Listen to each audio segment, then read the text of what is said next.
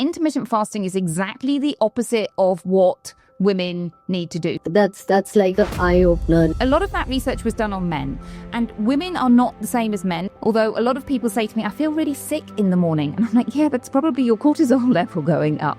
Another thing that people get confused about is carbohydrates and saying, I have to eat low carb. No, you don't have to eat low carb, but what you do have to do is eat low refined carbs. Top 5 foods that you must avoid. Trans fats are things that you don't want. In Europe, we don't have them anymore. So they're things like margarine, and they used to use them in processed, like in fast foods, but now foods in Europe aren't allowed to have them. People think, oh my goodness, it has to be really complicated. I have to do all of these things. It doesn't have to be complicated. So what happens is our body goes into this state where it's very easy for us to say, oh, let's use muscle as an energy source. And that's exactly the opposite of what you want. We want to be maintaining our muscle and not using it as energy. And on top of that, that low estrogen level is going to help us put on abdominal fat. Is how important sleep is, both in terms of longevity and avoiding certain illnesses, but also it's really important in weight loss as well. For a lot of people, emotional eating is really a big issue, and people turn to food for comfort, which is obviously, once you understand what's happening. Dr. Orlena, a UK board certified pediatrician, now devotes a passion to empower women over 50 to lose weight and feel amazing through her signature Fit to Fab program. Hello, Dr. Orlena. Welcome to the podcast. We are so happy and excited to have you. Thank you so much. It's an absolute pleasure to be here. Great. So before we really start on with the podcast, the first question that comes to the top of my mind is it really possible to lose weight post you hit your 60s? Like what happens to women as we get older. And weight loss, I think, if we just take a step back and think about why people are overweight, there are so many reasons and contributing factors to what happens to people. From things like habits that we have as young children, growing older, emotions, turning to food for comfort. What our normal habit is in eating, in terms of, there's billions of dollars in junk and processed food that they market at us, and eating a little bit of it is okay. But if that is most of our diet, then that has negative impact on our body. When women go through menopause, we have so many hormonal changes that are happening that negatively impact our body that we can do things about. By the time we get to 60, it kind of depends what we've been doing, where we are. You can be 60 and perfectly healthy, leading a vibrant and energetic life, or you can be someone who isn't doing that. And in terms of your question, can you change that around? Of course, you can absolutely change that around, but it does involve doing things differently, basically. Now, my second question comes from your last statement, doing things differently. So what should we be doing differently? I know you mentioned about the junk, but yeah, overall. Yeah, so if we think about what's going on for us, and we think about some of those hormonal changes that are happening. So if we think about our muscle, from the age of 30 onwards, we start to lose our muscle bulk. And the problem with that, well, there's a few problems with that. But so one question is, when do we get old? We get old when we get frail. We get frail when our muscle bulk has gone down. Now, so if we want to lead a long and healthy life, if we want to be active and vibrant in our 80s and our 90s, we need to make sure that we're looking after our muscle bulk and that we're taking care of it. And I can explain how to do that in a minute. The other thing about our muscle is that it is much more metabolically active. And so if we've got more muscle, we are maintaining sort of like the powerhouse of our body, and it's helping us to metabolize our food so that we have muscle and we don't accidentally put on more fat. And in terms of those hormonal changes that women face, there are really a few issues that are happening when we go through these hormonal changes. So when we're younger, we have high estrogen levels. Estrogen is really like our main hormone that is contributing to our muscle bulk. So, for example, if we look at men, I have a 16-year-old son. He was like a little stick insect, you know, like that typical boy who's very thin. He's now growing up and he's turning into an adult body. He does go to the gym, but that's not really what's driving that change. What is driving that change is high levels of testosterone. Now, women do have testosterone as well, not as much as men, but really for us, the thing that is saying to our muscles, you need to grow, is estrogen.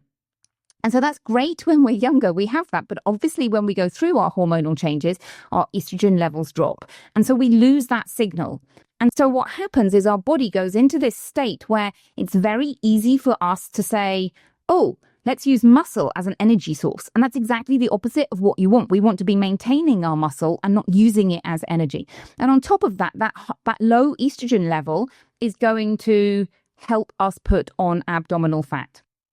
Now, there are a few other hormones that are important as well at this time. So cortisol is another important hormone, and cortisol is our stress hormone. So at this stage, we get more sensitive to stress, and high cortisol levels have exactly the same negative impact in that they help us use our muscle as an energy source and help us put on abdominal fat. So now we've got two hormones, one high and one low, but they are both working against us. And on top of that, insulin is obviously very important for everybody, but at this stage, we become more sensitive to glucose. So when we have high glucose levels that are always high, then that can lead us to have high insulin levels, which often people don't realize. And those high insulin levels can also contribute to this picture of storing fat, which we don't want to do. So your question to me was like, what do we need to do to change this? And really, there are 4 pillars. So number one, pillar 1 is how we're eating, nutrition, eating healthily, fueling our bodies. A lot of people think it's about counting calories and eating less, and that's actually not true. It's about fueling our body and giving our body the energy that they need. So pillar number 1 is nutrition. Pillar number 2 is exercise. And it's not just any exercise. We want to be exercising in a way that helps us grow our muscles, helps us stay fit. So thinking about things like HIIT and other markers such as VO2 max, which is our measurement of basically how fit our body is, how we're using oxygen. Pillar number 3 is sleep. And a lot of people kind of think, yeah, I know I should have more sleep. I would feel a little bit better. But I think what a lot of people don't really realize is how important sleep is, both in terms of longevity and avoiding certain illnesses, but also it's really important in weight loss as well. Because if you are sleep deprived, you're naturally going to have a higher cortisol level. Again, that cortisol which isn't helping us. And you're also going to have a larger appetite, which is obviously not going to help you.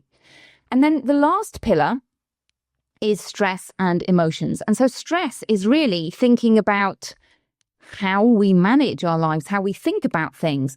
But if we're in a state of high stress, we've got our cortisol levels up high all the time. And also in this pillar, I include understanding our emotions, because for a lot of people, emotional eating is really a big issue and people turn to food for comfort, which is obviously once you understand what's happening, you can make changes to change that. So nutrition, exercise, sleep, and stress, emotional wellness. And really what I think is important for people is you don't have to do any of these things perfectly. It isn't about always being totally perfect, depriving yourself of this and that. It's about being 80%, getting the basics. This is what I do most of the time. This is my life. I enjoy it. It's something that I just do without thinking about it. And if you can get to 80% in all 4 of those pillars, you will find that, like, you might think of it as healthy living, you might not. You might just think of it as your normal life. But those 4 things are going to have a huge impact on both your weight and your long-term health and wellness. Wow. So, we mentioned about VO2 max. Could you please explain a little bit about it to our viewers, what it is, and is it possible to check on ourselves, or are there any specific tests to do it? Yeah, so VO2 max is really a measurement of how fit your body is. And it's very easy to look at one individual thing, whereas VO2 max is sort of a combination of different things. In terms of measuring it, yes, you can measure it. So a lot of sports watches, I personally have an Apple Watch, and it will measure your VO2 max. It's not 100% accurate. But that's okay, because really what you want to do is you don't have to know it 100%. You want to know roughly where you are, and you want to know if, like, in your cohort. So obviously for me, I'm 50. So my cohort is women over 50. And you want to know that you're improving it rather than making it go worse. You can go and get it checked. There are tests that you can do to have it checked much more accurately. I personally don't think you need to do those. But you're looking at things like exercising and pushing yourself. So I think if we talk about exercise, thinking about what are the things that we need to do for all bits of health. So in my opinion, all exercise is good exercise, and we definitely want something that I call exercise that lights you up. So something that you really enjoy doing. For me, it's swimming. I love swimming either in the swimming pool, preferably in the sea in summer. It's something that I do because I love it. I enjoy it. And I do it basically every day in the summer. So having something like that is really helpful. But on top of that, we need to be looking after our muscles, and there's two bits that are involved in our muscles. And one of them is nutrition and eating enough protein. And the other is going to the gym and doing weights. And we want to be lifting heavy weights because that is going to stimulate your muscle to go, I need to grow a little bit. And you don't just walk into a gym and go, I'm going to lift some heavy weights, because you really want to make sure that you aren't injuring yourself. That's the first thing. Don't injure yourself. So like how you get there, there's different routes to get there. You might go and get a personal trainer who's going to help you do that, or you might go to a gym where they've got some assistance. I personally started doing weights at home, and then I moved to a gym, and now today is my first session with my personal trainer, which I'm super excited about. Wow. So exercise that lights you up, weights. HIIT is another important thing. So HIIT is high intensity interval training. And this means that you are getting your heart rate up. And so what you're doing is 20 to 40 seconds of like 80 to 90% of your maximum. And then you allow your body to rest.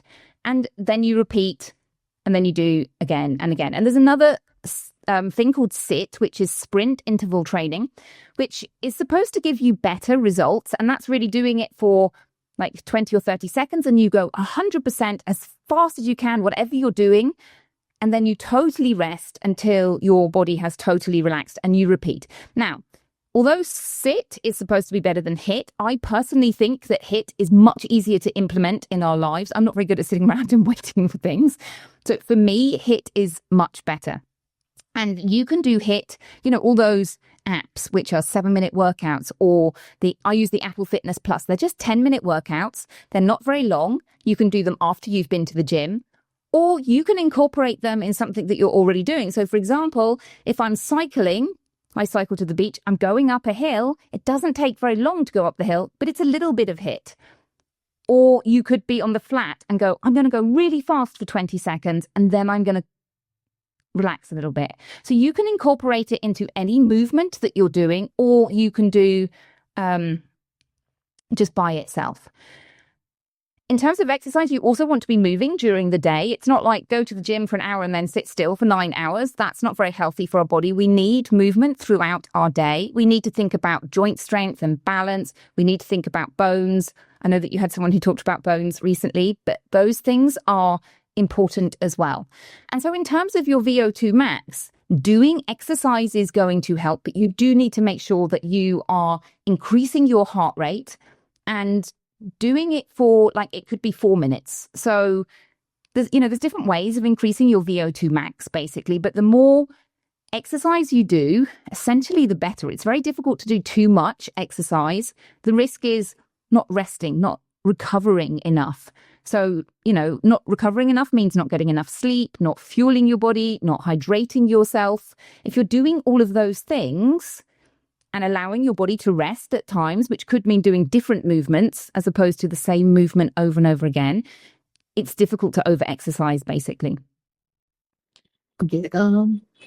So at around 60, not everyone is so fit. Okay. A lot of people, they would not have exercised, or they were just doing normal walks and like daily routines.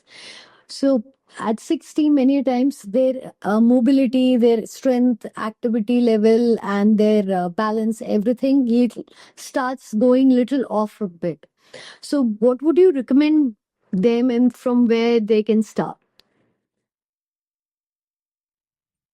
Yeah, I mean, it depends on the situation. So, like, you can be 60 and you can be active. It really depends. So, I know one of the things you wanted to talk about was the difference between metabolism when you're 60 and when you're 40. And the answer to that question is it depends what you've done between the ages of 40 and 60. So, like, you could be somebody who's 60 and have a better metabolism than somebody who is 40, depending on what you have done. But in terms of anybody, wherever you are, so you could be 40 and very sedentary and not moving, or you could be 60 and active but feel you want to increase your activity. It's important to understand where you are. And like, you don't start off running a marathon by going, I'm going to go and run a marathon next week. Like, nobody does that. You start off by training a little bit. By, if you haven't done anything, you start off by doing some walking every single day. And then if your goal is running, then you can do, okay, I'm going to do a little bit of running. And, you know, there are apps that you can do this, like the Couch to 5K is a good app. But what it does is it basically increases your, you know, you do 30 seconds and then you do 45 seconds and then you do a minute until you can do 5 kilometers. So it's really understanding your strengths and thinking, or, you know, where you are, basically. I want to do a little bit more. I want to do a little bit more. And you just get into this habit of doing a little bit more until you feel comfortable. And then you might do a little bit more. So if I look at my journey in terms of swimming, I started swimming. My kids are now, my oldest is just about to turn 17. And so I started swimming when he was little and he was going to swimming classes. And I would take my kids to swimming classes and I would sit there going, I think I want to be in the pool rather than sitting watching. And so I went once a week whilst they were doing their swimming classes. And then I started thinking, oh, I'm going to join a swimming club. And so then I was going 3 times a week. And then when COVID hit and we all had to stop doing what we were doing, I'm like, it was summer. It was June and I was swimming in the sea with my friends and we would just go, well, see you tomorrow. Let's go tomorrow. And so I gradually built up to where I am now, which is I cycle 15 minutes. I swim for an hour, which is like, depending on how much chatting we're doing, 2 to 3 kilometers. And then I swim back, then I cycle back. So it wasn't like I started going, oh, this is what I'm going to do every single day. It's a gradual increase, knowing what your limits are. Also, after a certain age, especially after 60, when you start working out, one thing that you are quite apprehensive about is injury. So are there any specific things that you need to be careful of? Because many people, they don't want to start off something new because they're afraid of injuring themselves. Yeah, I mean, I think it's about doing whatever you're doing correctly. So making sure that you are getting coaching in what you do. So I have a swimming coach. I can swim well, but I still have a swimming coach. I go to a club and she helps me. There are certain sports that are more injury prone than others. So football is not a great one to start with, but I suspect at 60, that's not what you're going to be doing. Running is another one that if you do want to take up running, then you have to be careful of your knees and making sure that you're doing it correctly. So I think it just comes back to this knowing yourself and knowing your comfort zone and thinking about movement in all different ways. So for example, Tai Chi is a really good movement that we can do. It's not going to hit the heavy muscles. It's not going to hit that heavy weight. It's not going to be hit, but it's still something that you can incorporate in. And if you enjoy it, my husband does Tai Chi. It's very good for your balance. So you don't have to do the conventional things of, you know, running and swimming and cycling. You can do whatever appeals to you, basically. Okay.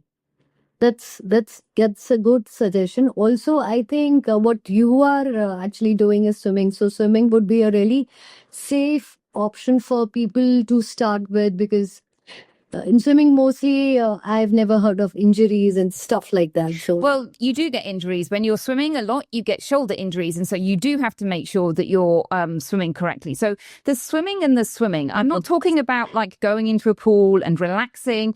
That's not really putting your heart rate up. When you're swimming properly, if you're using swimming as an exercise, you need to be making sure you're getting your heart rate up.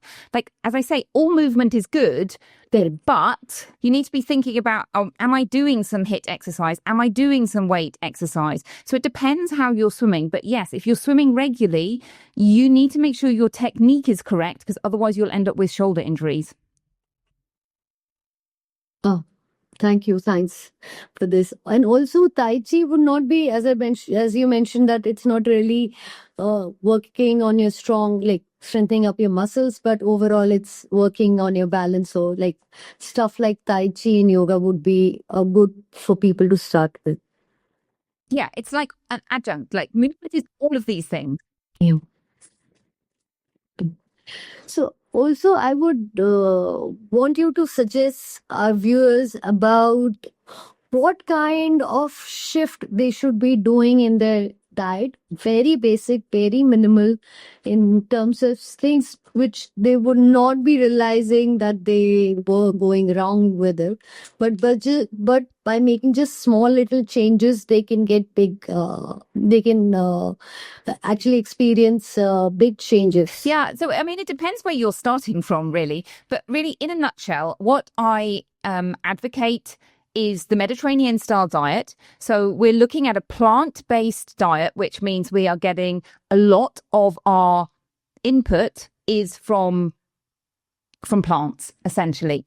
And an easy way to think about that is getting 30 grams of fiber a day. So thinking about 30 grams of fiber and different varieties of plant foods. So 30 different plant foods during the week. So you're getting variety as well, which is good for your biome.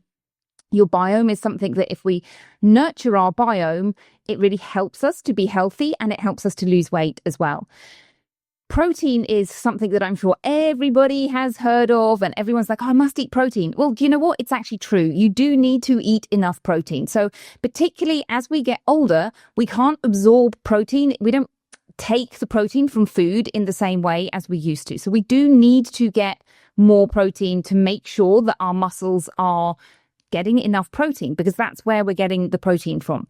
So an easy like rule of thumb is 30 grams of protein per meal. You want to be spreading it out rather than eating it all in one go.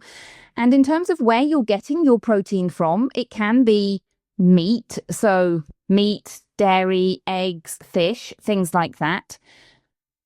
We want to be a little bit careful of getting lots of protein from meat because the research shows that meat increases our risk of things like diabetes and certain cancers and things like that. So we don't want to be eating loads and loads of meat. Personally, I want to get my protein from plants. And we can do that. We just need to be a little bit more conscious of where we're getting our protein from, because if you're eating plant-based, it's very easy to sort of forget about protein and not hit your protein goals. So you do need to be a little bit more aware and think about what are some of the things that I can eat. So thinking about things like lentils and legumes and nuts and seeds, hemp seeds, chia seeds, and tofu is another really good way of doing that. Now, obviously with plant sources of protein, they are wrapped up in fiber, which is good for us, but normally we have to eat a little bit more than meat. So like for meat, we're not having to eat heaps and heaps to hit those goals. So 20 grams of protein in meat is around, depending on what meat you're eating, 100 grams, which is 150 grams to hit 30 grams. And you can obviously mix it up a bit. You can have a little bit of meat and some lentils and some legumes. And all these little bits of protein, they count, they add up. I've seen people on Instagram going, this is not a protein source. And I'm like, wait, it still counts. If you're only eating that, it's not great. But I like to get protein from different places and they all count. They all add up. It all adds up to getting enough protein. And obviously some people use protein powders if that's what you want to do. So in terms of how we eat, we need to think about timing as well. So women need to be eating early in the morning. So what a lot of people do is intermittent fasting. And intermittent fasting is exactly the opposite of what women need to do. So a lot of that research on intermittent fasting. That's like an eye opener. Like, yeah, saying that intermittent fasting is is the opposite. that may be a very good insight for us. Yeah. So what happens in a lot of that research was done on men, and women are not the same as men because we have very different physiology in terms of how we use energy. So men use glycogen much more than we use. We use much more fat as an energy source. Obviously, we use glycogen as well, but we just use energy in a different way. And obviously, we've got different hormone profile. So all of it just leads to actually, when we're intermittent fasting, what happens is our body kind of goes into this stress state, and then it starts using our muscle as an energy source, which is not what we want. We want to conserve our muscle so that it's there and we can use it as muscle as opposed to using it as an energy source. So we want to eat within half an hour of waking up because our cortisol level is going up, and that's not good. So we eat something. It could be your breakfast. It could be something small if you're not somebody who likes to eat in the morning. Although a lot of people say to me, I feel really sick in the morning. And I'm like, yeah, that's probably your cortisol level going up. And so when you eat, you help to bring it down. And we want to space out our eating during the day and making sure we're eating when our body needs fuel and giving it the protein that we need. So really rethinking fueling your body as opposed to restricting your body and like thinking, I mustn't eat this. It's more a mindset change to, I want to nourish and fuel my body. And particularly when we're working out, so if we're going to the gym, we want to make sure that, number one, we're not exercising fasted because that is counterproductive as well. It doesn't have to be something heaps. So I personally have a banana in the morning before I exercise and a little bit of protein. And then I have a big fueling breakfast when I get back, making sure my breakfast has got protein and fiber and healthy carbohydrates. So another thing that people get confused about is carbohydrates and saying, I have to eat low carb. No, you don't have to eat low carb, but what you do have to do is eat low refined carbs. So we're getting our carbohydrates from healthy sources of carbohydrates like fruits and vegetables, as opposed to refined sugar and flour and packaged foods and all of the stuff that they put in packaged foods. So away from the white stuff and having your carbohydrates wrapped up with fiber and antioxidants, which are helpful for us. So basically, you have to make sure that you are getting your fiber from the right healthy sources and plant-based sources. Because these days, a lot of people have this constipation issue and they switch to those fiber powders and to add it to the meal. But what you're essentially saying, maybe if you start adding more of fruits and veggies to your diet, then you may not have to resort to that.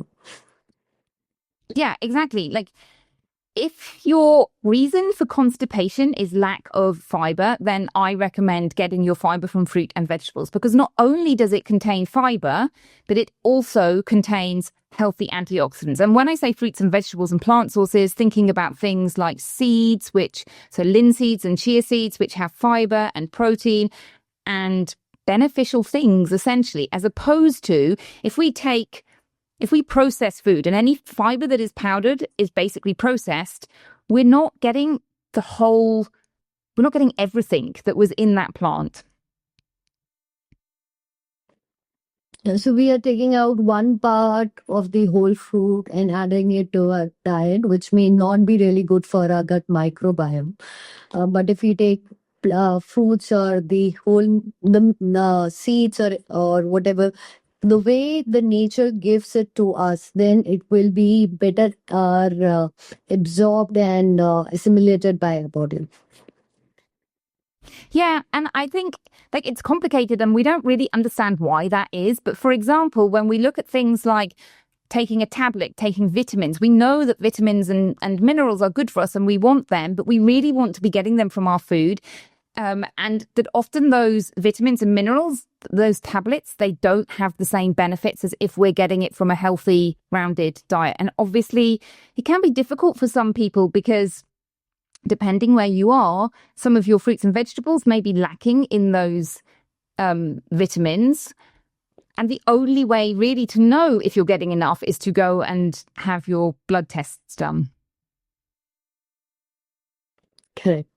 So what are, I know it would be difficult to pick on just 4 or 5, but still top 5 foods that you must avoid and top 5 foods that you must add to your diet.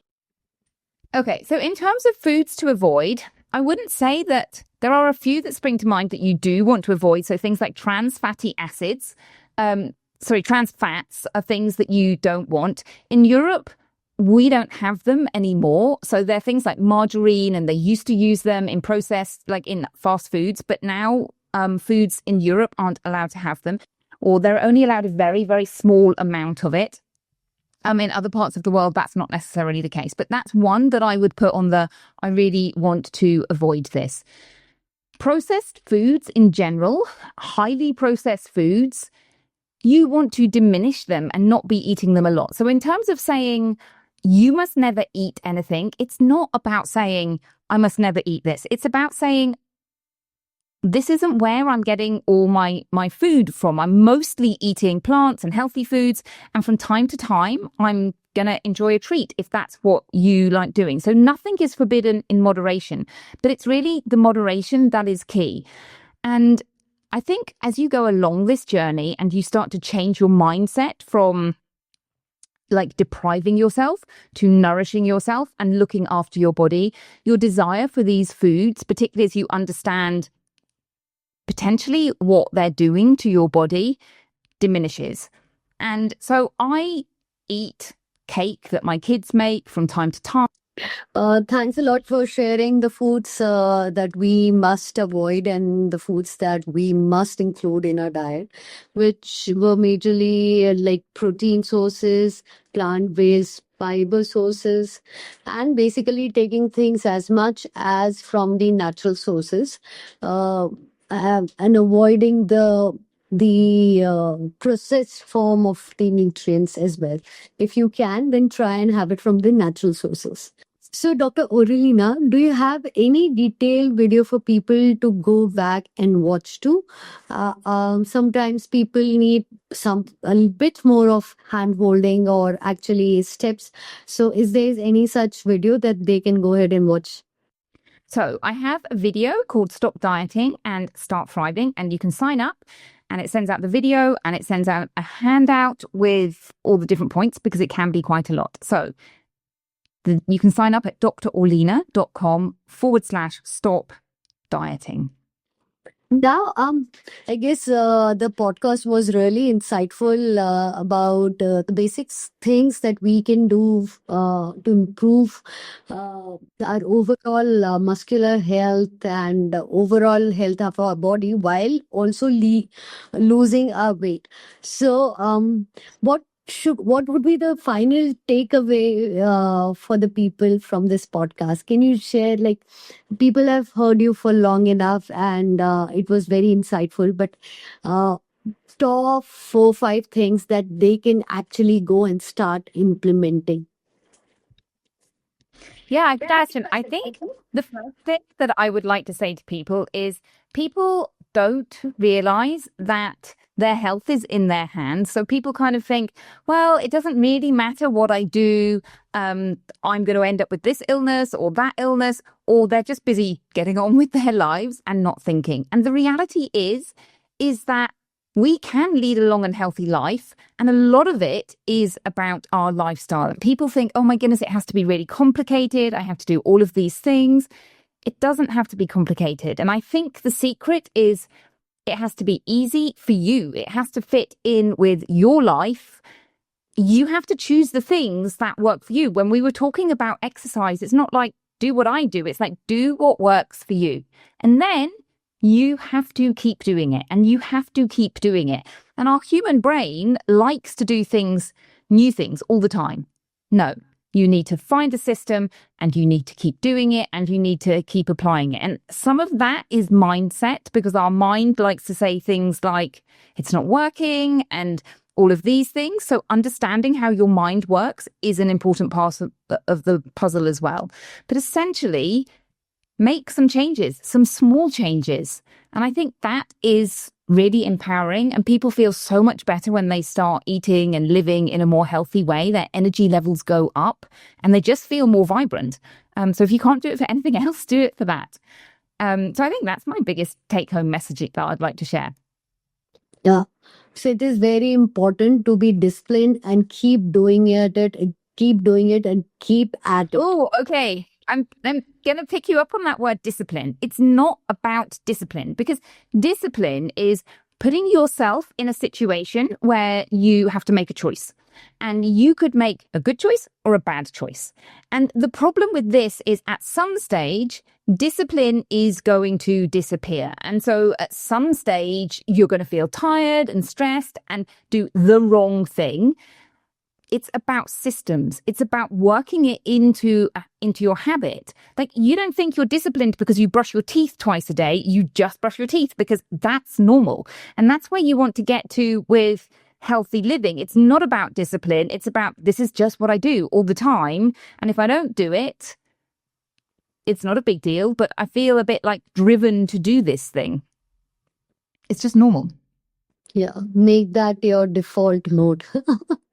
That your systems Exactly. are such that is your default mode. Wow. Exactly. Wow. So to everyone out there who is watching this podcast, please don't watch it. Actually, take a step and start implementing wherever you are in whatever way you can, whether it's exercising or diet, or do all of that together, or as she said, sleep and stress, not to forget all the 4 pillars. So it's exercise, diet, sleep, and stress. So work on all the 4 pillars if you want a healthy body and sustainable weight loss. Thanks a lot, Dr. Orlena, for the podcast. It was amazing to have you, and it was quite insightful. Thank you very much. So that's all for this podcast. If you like this podcast, please give it a thumbs up. It means a lot to us. It supports the channel. We are new babies in the field of podcasts. Please support us, and if you find it helpful, don't forget to share it with people over the age of 60, as you would hardly find podcasts focused on women who can lose weight over the age of 60. So please share it with them. It would be really helpful for them. And if in case you haven't subscribed to my channel, then please go ahead and subscribe. Bye-bye.